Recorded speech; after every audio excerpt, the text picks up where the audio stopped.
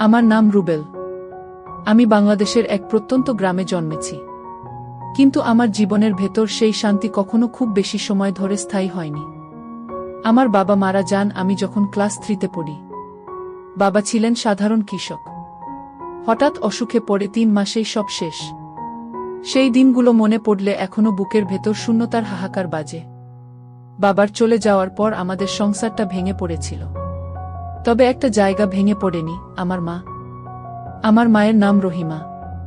তিনি গ্রামের সবার কাছে দয়ালু, পরিশ্রমী আর অদম্য সাহসী নারী হিসেবে পরিচিত। মানুষ বলে বাবার মৃত্যুর পর মা যদি দৃঢ় থাকতেন না, তাহলে আমি হয়তো এতদূর টিকে থাকতে পারতাম না। তিনি একাই হাল ধরেছিলেন আমাদের ছোট সংসারের। মা প্রতিদিন ভোরে উঠতেন। কখনো ক্ষেতের কাজ, কখনো মানুষের বাড়িতে ধান ঝাড়াই, কখনো কারো বাসায় রান্না, যেখানে কাজ পেতেন সেখানে গিয়ে দিন কাটাতেন। রাতে এসে ক্লান্ত শরীরে আমার মাথায় হাত বুলিয়ে বলতেন, রুবেল, তুই মানুষ হ। আমি যত কষ্টই করি না কেন, তোকে পড়াশোনা শিখাব। মায়ের কণ্ঠে সেই দৃঢ়তা আজও আমার কানে বাজে। কিন্তু মা শুধু কঠোর ছিলেন না, তিনি ছিলেন অদ্ভুত রকমের মমতাময়ী। আমার সামান্য জ্বর হলে তিনি সারারাত জেগে থাকতেন, কপালে পানি দিতেন। ক্ষুধায় পেট বললেও নিজের ভাগের ভাত আমাকে খাইয়ে দিয়ে বলতেন, আমি তো পেট ভরে খেয়েছি। আমি তখন ছোট ছিলাম, বুঝতে পারতাম না মা আসলে খায়নি।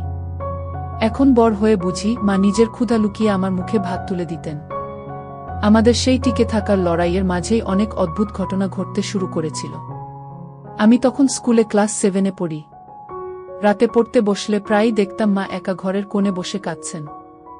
আমি কাছে গেলে দ্রুত আঁচল দিয়ে চোখ মুছে ফেলতেন। বলতেন, কিছু না, চোখে ধুলো ঢুকেছে। কিন্তু আমি জানতাম ধুলো নয়, এটা দুঃখের অশ্রু। তখন আমি খুব কৌতূহলী হয়ে উঠি। মায়ের কান্নার আসল কারণ কি? কেন তিনি একা ঘরে বসে ভেঙে পড়েন? এক রাতে আমি চুপচাপ উঠে দাঁড়ালাম। মাকে দেখলাম উঠোনে বসে আকাশের দিকে তাকিয়ে আছেন। চাঁদের আলো তার চোখ দুটো ঝকঝক করছে। আমি দরজার আড়াল থেকে তাকিয়েছিলাম। মা ধীরে ধীরে ফিসফিস করে বলছিলেন, হায় আল্লাহ, আমার ছেলেটাকে সামলে রেখো। ওর বাবার মুখটা আগেই কেড়ে নিয়েছ, এখন অন্তত ওর ভবিষ্যৎটা কেড়ে নিও না। আমার বুকটা মোচ দিয়ে উঠল। সেদিন আমি বুঝলাম মায়ের চোখের জলের পেছনে লুকিয়ে আছে ভবিষ্যতের ভয়, আমার জন্য ভয়। দিন কেটে যাচ্ছিল। আমি স্কুলের সেরা ছাত্রদের একজন হয়েছিলাম। শিক্ষকরা বলতেন, রুবেল একদিন বড় হবে। এই কথাগুলো আমার মাকে আরও দৃঢ় করত। তিনি বলতেন, আমার ছেলেটা বড় হয়ে অফিসে কাজ করবে, কলম ধরে চলবে, আর কষ্টের দিন শেষ হবে। কিন্তু যতই আমরা স্বপ্ন দেখি, জীবনের বাস্তবতা কখনো কখনো অন্য পথে টেনে নেয়। একদিন হঠাৎ আমাদের গ্রামে খবর এল, এক ব্যবসায়ী ঢাকা থেকে এসে খালের ধারে বড় একটা কারখানা তৈরি করতে চাইছে। সেই কারখানার জন্য খালের পাশের জমি কিনতে শুরু করেছে। গ্রামের অনেক গরিব মানুষ টাকার লোভে জমি বিক্রি করে দিচ্ছিল। কিন্তু সেই জমিই ছিল আমাদের জীবন। খালে মাছ ধরে আমরা খেতাম, জমির ধানেই সংসার চলত। মা একেবারে ভেঙে পড়লেন। তিনি বললেন, ওরা যদি জমি নিয়ে নেয়, আমাদের আর কিছু থাকবে না রুবেল। আমি তখনও কিশোর, কিন্তু মায়ের চোখে ভয় দেখেছিলাম। তিনি যেন হঠাৎ বিদ্ধ হয়ে গিয়েছিলেন। তবুও মা হাল ছাড়েননি। তিনি গ্রামের মিটিংয়ে দাঁড়িয়ে বললেন, আমাদের জমি আমরা বিক্রি করব না। টাকার লোভে ভবিষ্যৎটা শেষ করে দেবেন না। সবাই অবাক হয়ে তার দিকে তাকিয়েছিল।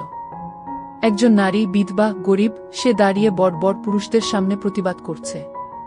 সেই রাতে আমি মায়ের প্রতি এক অদ্ভুত গর্ব অনুভব করলাম। আমি ভাবলাম, আমার মা শুধু মা নন, তিনি যোদ্ধা। কিন্তু যোদ্ধাদের জীবন সহজ হয় না। ব্যবসায়ীরা আমাদের পরিবারকে নানাভাবে চাপ দিতে শুরু করল। কখনো হুমকি, কখনো প্রলোভন।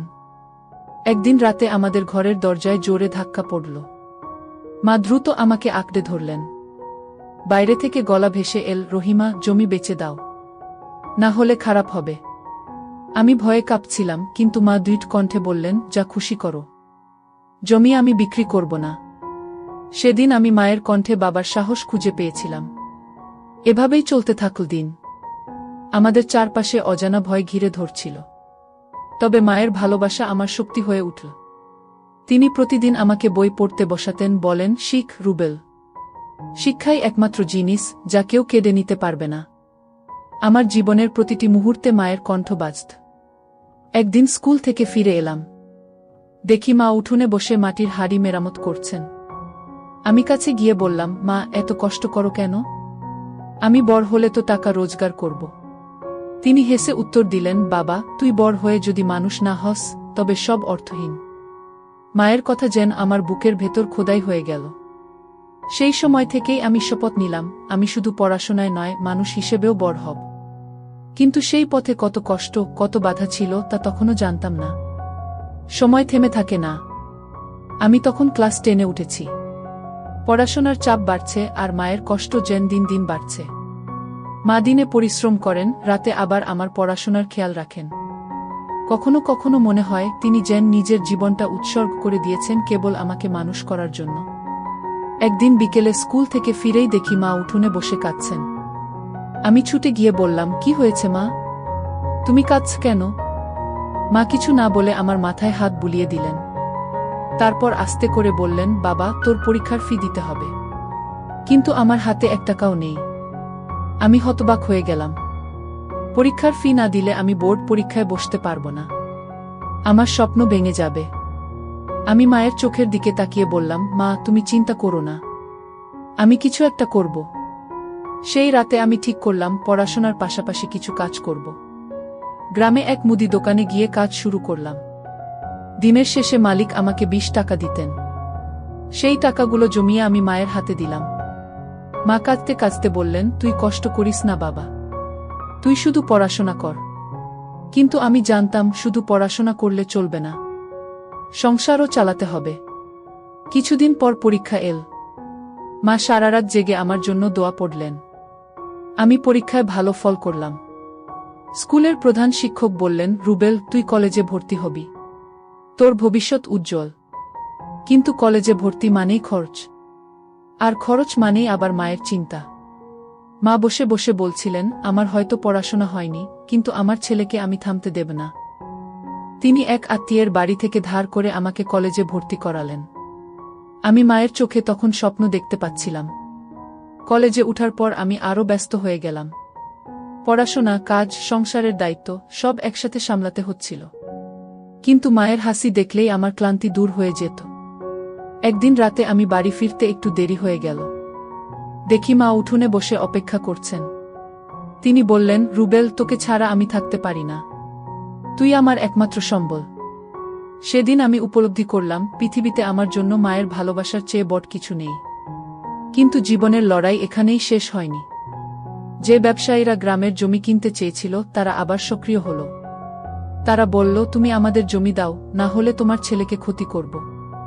মা তখন মাথা উঁচু করে বললেন, আমার ছেলেকে কেউ ছুঁতে পারবে না, আমি বেঁচে থাকতে তার কিছু হবে না। মায়ের সেই দৃঢ় কণ্ঠ শুনে আমার চোখে পানি চলে এলো। আমি ভাবলাম, এক নারী কতটা শক্ত হতে পারে। কিন্তু চাপ বাড়তেই থাকল। এক রাতে কিছু লোক আমাদের বাড়িতে আগুন লাগিয়ে দিল। চারপাশ জ্বলতে শুরু করল। আমি আর মা প্রাণপণে পানি ঢালতে লাগলাম। শেষ পর্যন্ত প্রতিবেশীরা এসে আগুন নেভাল। মা মাটিতে বসে কাঁদতে কাঁদতে বললেন, ওরা আমাদের শেষ করে দিতে চাইছে। আমি মায়ের কাঁধে হাত রেখে বললাম, মা আমি বড় হব, আমি তোমার সব কষ্টের জবাব দেব।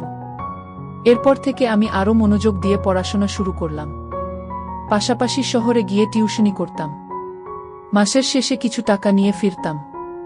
মা সেই টাকা দিয়ে সংসার চালাতেন। দিন কেটে যাচ্ছিল। আমি কলেজ শেষ করে বিশ্ববিদ্যালয়ে ভর্তি হলাম। এটা আমাদের গ্রামের জন্য গর্বের বিষয় ছিল। মা বলতেন, আমার ছেলে একদিন বড় অফিসার হবে। বিশ্ববিদ্যালয়ে পড়তে পড়তেই আমি একটা চাকরির জন্য পরীক্ষা দিলাম। অনেক পরিশ্রমের পর আমি সরকারি চাকরিতে সুযোগ পেলাম। খবরটা শুনে মা খুশিতে কেঁদে ফেললেন।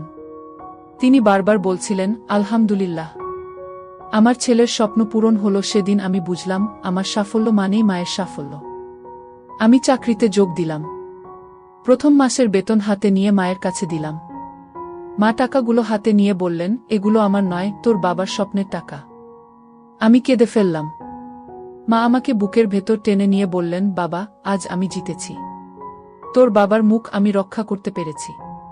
তারপর থেকে আমাদের জীবন ধীরে ধীরে বদলাতে শুরু করল। সংসারে অভাব কাটল, আমরা নতুন ঘর বানালাম। মা আবার হাসতে শিখলেন। কিন্তু মা কখনো অহংকার করেননি। তিনি সবসময় বলতেন, রুবেল, মনে রাখিস, মানুষ বড় হয় মাটির কাছাকাছি থাকলে। অহংকার করলে সব শেষ হয়ে যাবে। আজ আমি যেখানে দাঁড়িয়ে আছি সবকিছুই মায়ের জন্য। তিনি না থাকলে আমি হয়তো অন্ধকারেই হারিয়ে যেতাম। শেষ শিক্ষণীয় বার্তা, একজন মা তার সন্তানের জন্য কতটা ত্যাগ স্বীকার করতে পারে তা ভাষায় প্রকাশ করা যায় না। মা ছেলের সম্পর্ক পৃথিবীর সবচেয়ে পবিত্র বন্ধন। জীবনে যত বড়ই হই না কেন, মায়ের ভালোবাসা আর দোয়া ছাড়া প্রকৃত সাফল্য সম্ভব নয়। বন্ধুরা, এই গল্প থেকে শিক্ষা একটাই, মায়ের প্রতি ভালোবাসা আর শ্রদ্ধা কখনো কমতে দেওয়া যাবে না। তিনি জীবনের প্রতিটি মুহূর্ত আমাদের জন্য লড়ে যান, তাই আমাদের কর্তব্য হলো তাকে সম্মান দেয়া, তার মুখে হাসি ফোটানো। আপনারা কি মনে করেন? মন্তব্যে জানাবেন। ভিডিওটি ভালো লেগে থাকলে লাইক করুন আর আমাদের চ্যানেল সাবস্ক্রাইব করতে ভুলবেন না।